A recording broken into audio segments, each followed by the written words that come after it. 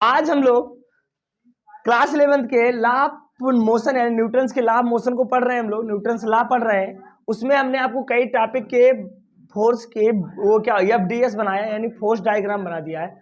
अब मैं पुली पर आधारित पुली पर क्वेश्चन कैसे आता है उसके बारे में हम लोग डिस्कशन करेंगे। यहां ध्यान दो, यहां पर मैं एक पुली आधारित क्वेश्चन बना देता हूं कि यहां पर एक पुली है हमारी, ये इस पुली से ये देखो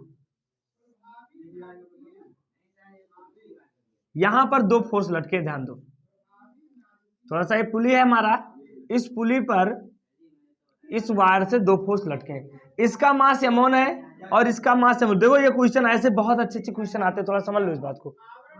m1 यानी इसके कारण कौन सा फोर्स लगेगा बेटा, m1 जी। इसके कारण कौन सा फोर्स लगेगा, m2। अगर ये इक्विलिब्रियम में, पहले केस में मान लेता हूं इक्विलिब्रियम। अच्छा ध्यान दो, ये जो थर्ड ले रहे हैं ना, जो हम स्प्रिंग ले रहे हैं मास लेस है, इसका अपना कोई मास, ये आइडियल स्प्रिंग है और ये फ्रिक्शन लेस है यानी ये फ्लेक्सिबल नहीं है। इसको जैसे ये लटका है तो ये तनेगा नहीं, जैसे रबड़ की तरह तन जाए। ये ना तो तनेगा, मतलब ऐसे कि फैल जाए, जैसे अभी इतना बड़ा था, मैं किसी को लटका दूं तो इतना, ऐसा नहीं होगा, वो उतने पर ही रहेगा यानी ये फ्लेक्सिबल नहीं है। अब यहां पर जो पहला केस फर्स्ट है, केस फर्स्ट जब विरामावस्था हो, क्या बेटा विरामा हो, तब क्या होगा, टेंशन तो लगेगा। अब यहां पर दो एक ही स्प्रिंग है ना, तो यहां से टेंशन टी लग रहा है और यहां से भी टेंशन उतना ही लगेगा टी। इस बात को समझो, यानी डोरी सेम है तो सेम डोरी सेम, यानी ये डोरी से ऐसे है, ऐसे जानते हो क्या हो रहा है, ऐसे लटका दिया गया, ऐसे पुली है और पुली के ऊपर ऐसे ये तराजू देखियो ना, ऐसे लटका हुआ दो चीज। अब यहां पर बताओ अगर विरामावस्था में होगी तब क्या होगा, ये बल इस बल के बराबर होगा। ये कह रही नीचे आओ, ये कह रहा ऊपर जाओ, ये कह रहा नीचे आओ, ये कह रहा ऊपर जाओ। तो यहां पर T बराबर हो जाएगा, देखो T बराबर हो जाएगा m2g, एक तो ये हो जाएगा और वहां से T बराबर क्या हो जाएगा m1g। अच्छा ये बता दो, तो यहां से हम कह सकते हैं m2g बराबर m1g, यानी m2 बराबर हो सर अगर दोनों के द्रव्यमान समान होंगे तभी विरामावस्था में रहेगा। क्लियर है ना, इसका द्रव्यमान ज्यादा कर दोगे तो ये ज्यादा आ जाएगा, जिसका द्रव्यमान ज्यादा पुली उधर ही झुक जाएगा। दूसरे केस में 2 लेता हूं, देखो मैं यहां पर बात करता हूं केस 2 की। अब ये बॉडी इधर मोशन कर रही है, ये लो ये सरक रही है ऐसे, आप बताओ क्या होगा। अब इधर देखो कौन ज्यादा होगा, m2g ज्यादा होगा, तभी तो बॉडी आ रही। अच्छा ये फ्लैट, इस पर 3 बल लग रहे हैं ना, 2 बल, एक बल m2g है और एक t है। यहां पर m2g का मान इससे ज्यादा है, तो नेट बल क्या होगा बताओ मुझे, नेट बल के। अच्छा जितने से ये करेगा उतने से ये भी मोशन करेगा। हाँ सुनो, अब मैं क्या करूंगा, यहां पर देखो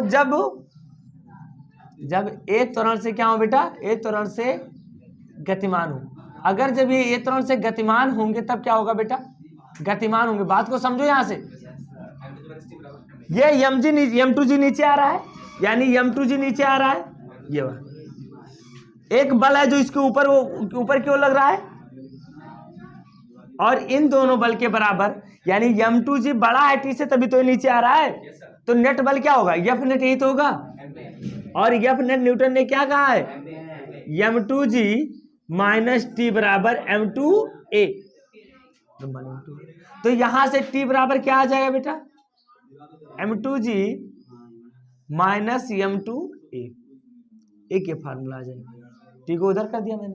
अच्छा इस पुली को ध्यान दो, इस वाले पुली को देखो, ये ऊपर जा रहा है, इसका इक्वेशन क्या होगा, ये पुली 1 के लिए 1, ये 1 है और ये क्या है बेटा 2 है। 2 के लिए देखो क्या हो जाएगा, t minus m1, very good, t ज्यादा होगा ना तो t माइनस m1g और बराबर क्या हो जाएगा m1a, तो t बराबर क्या आ जाएगा m1g प्लस m1a। अच्छा यहां से देखो कॉमन करो, तो m1 प्लस m1 कॉमन कर लो तो क्या आ जाएगा g प्लस, ये बात समझ में आ गई कि नहीं, समझ गए ना। आप समझ गए कि नहीं? ठीक है, इतना नोट कर लो, चलो नोट करो, नोट करो ऐसे प्रॉब्लम को। याद आने दो बेटा, बहुत इंपॉर्टेंट क्वेश्चन है, कंपटीशन में आए हुए सवाल है। दो पिंड चित्र की भार लटकाए हुए हैं, ये दो पिंड लटके हुए हैं, इन पर ऊपर की ओर बल लग रहा है, यह बल। तो जब ये बल लगता है तो ये 2 मीटर पर सेकंड स्क्वायर के तौर से ऊपर की ओर गति करते हैं। तो हमें टी और टी डैश की गणना करनी है, ये क्वेश्चन हमें दिया। अच्छा, आंसर कैसे लगाओगे? देखो बहुत ही प्यारा क्वेश्चन है, आंसर कैसे लगाओगे बताओ मुझे। ये देखो, पहले मैं इसको अलग बना लेता हूं, ये देखो,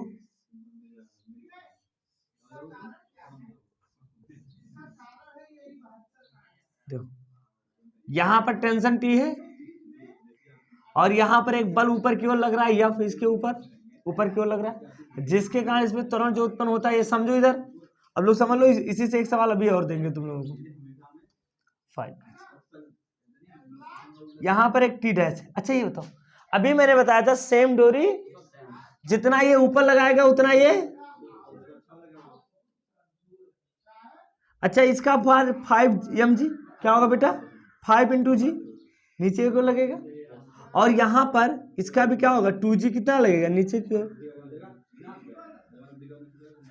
समझ गया ना? दे समझो, इसके मास के कारण इसका बल mg नीचे की ओर लगेगा, यानी यहाँ m है 5 है तो 5g हो जाएगा, यहाँ 2 है तो 2g, 5g भी नीचे लग रहा है और 2g भी नीचे, लेकिन ये पिंड ऊपर की ओर गतिमान है। इस पार्टिकल को ध्यान से देखो, इसे ध्यान दो, कौन ज्यादा है, ये ज्यादा है कि ये ज्यादा है? ऊपर जा रहा है, कौन ज्यादा है? टी डैश ज्यादा है कि 5g ज्यादा है? T dash. अरे भैया बॉडी ऊपर जा रही है ना, तो हम अगर 5g के लिए इसको 1 मान लो, इसको 2 मान लो। पिंड 1 के लिए देखो, पिंड 1 के लिए क्या हो जाएगा बेटा, यहां से आ जाएगा टी डैश माइनस 5g बराबर क्या होगा m में, ये तो हो जाएगा। अच्छा m का मान क्या है 5, तो यहाँ क्या हो जाएगा 5 होगा ना। अब सुनो, यहां से देखो टी डैश बराबर क्या आ जाएगा 5g प्लस 5, जी का मान कितना होता है 10 मीटर पर सेकंड, लिख लो, जी नहीं है तो जी बराबर 10 मीटर पर सेकंड।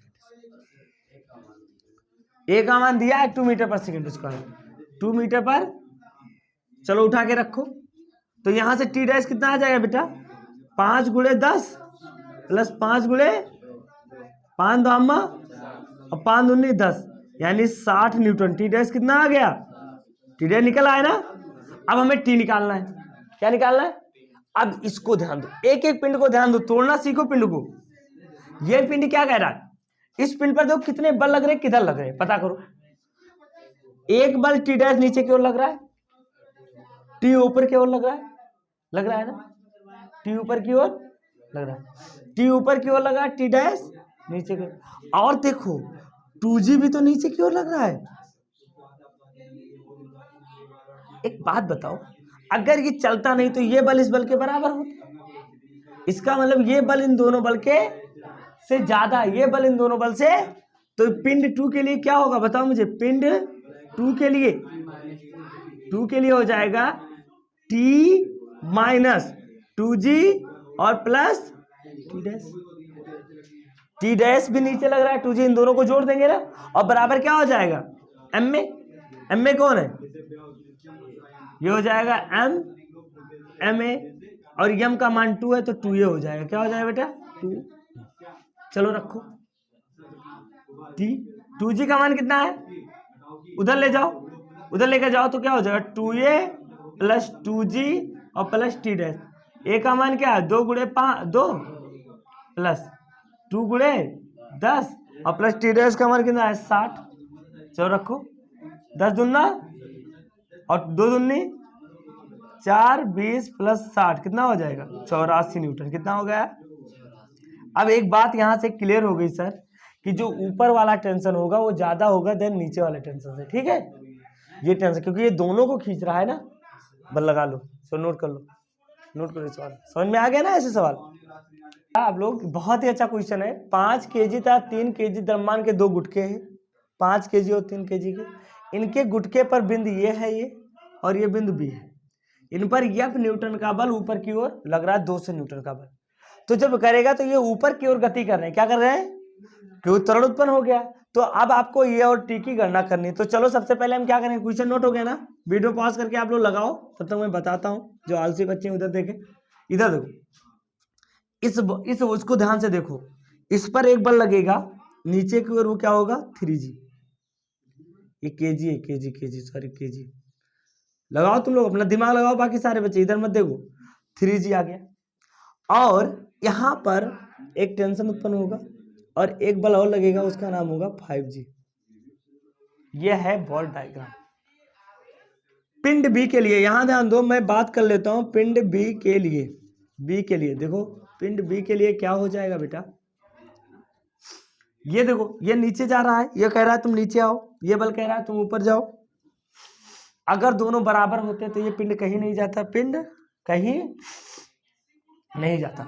अब ध्यान दो, ये पिंड ऊपर जा रहा है, मतलब ये वाला टी इससे ज्यादा है, तो टी माइनस 3G बराबर क्या हो जाएगा, एम में होता है, क्या होता है बेटा, एम, और एम के जगह पर कितना है 3, तो 3 ये हो जाएगा पहला फार्मूला, यानी टी बराबर आ गया 3G प्लस 3। इस बल पर ध्यान से देखो, पिंड ए पर देखो, पिंड ए पर क्या होगा, यहां पर दो बल नीचे की ओर लग रहे हैं, एफ ऊपर, यही एफ है। अब यही ये टेंशन दे रहा है, ये एफ इस पर टेंशन दे रहा है, यही टेंशन और एफ बराबर है। तो यहां क्या हो जाएगा, एफ माइनस क्या होगा 5G और प्लस टी, और बराबर क्या हो जाएगा 5। ये कैसे आया, एफ ऊपर की ओर, दो बल नीचे की ओर है, तब भी एफ ज्यादा, यानी एफ में से इन दोनों बलों को घटा दो तो नेट बल आ जाएगा, यानी यहां से आ गया हमारा एफ बराबर आ गया 5G plus 5A plus T. ये दो इक्वेशन आ गए। अब तो आप लगा सकते हो ना, आराम से लगा लो, जी का मान, ए का मान किसी भी फार्मूले में रख के लगा लो आराम से। पहले इन दोनों को घटा, यहां से टी का मान उठा के रख दो, इस समीकरण 1 से यहां पर टी का मान उठा के रख दो, उठाओ, तो यहां से क्या हो जाएगा 5G प्लस 5A और प्लस 3G और प्लस 3A, और बराबर क्या आ जाएगा एफ।